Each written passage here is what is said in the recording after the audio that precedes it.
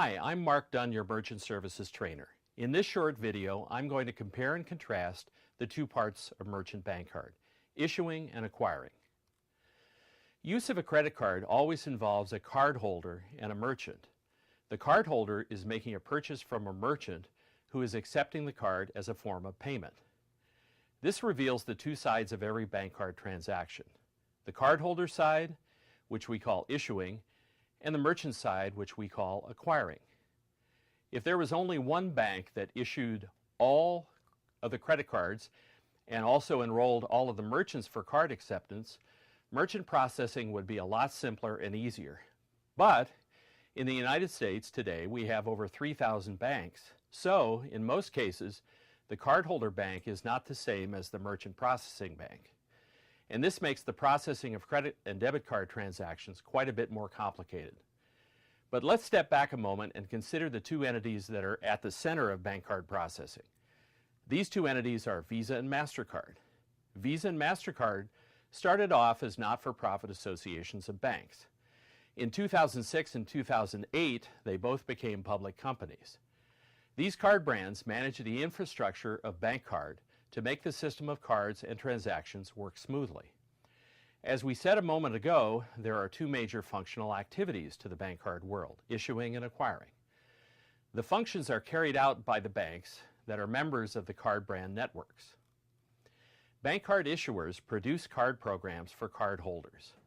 Almost everyone has seen Capital One Bank's television commercials with the theme, "What's in your wallet?"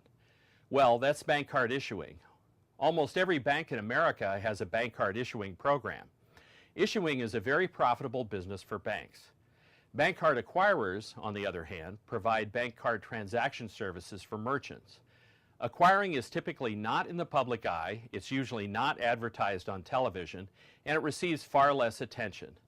Acquiring often goes by the name Merchant Bank Card Services or just Merchant Services. Most banks do not have their own acquiring program. Acquiring requires a lot of specialized IT resources, highly experienced staff, and a large capital investment. Of all the banks in America, there are only a few dozen that have their own bank card acquiring program. Since we have an issuing bank on the cardholder side and an acquiring bank on the merchant side, there has to be some method for these two banks to split the money billed for the cost of transaction processing. And this is where interchange comes in. Interchange is the fee structure that balances the cost of processing and the risk of operating the bank card system between the issuing bank and the acquiring bank. Interchange is a bank-to-bank fee, and most of the money from interchange goes to the issuing bank. Interchange, as we have said many times, is not what the merchant pays. The merchant pays what is called merchant discount. Merchant discount is the set of fees that appears on the merchant statement. The reason we spend so much time talking about interchange is that interchange makes up between 60 and 80% of merchant discount.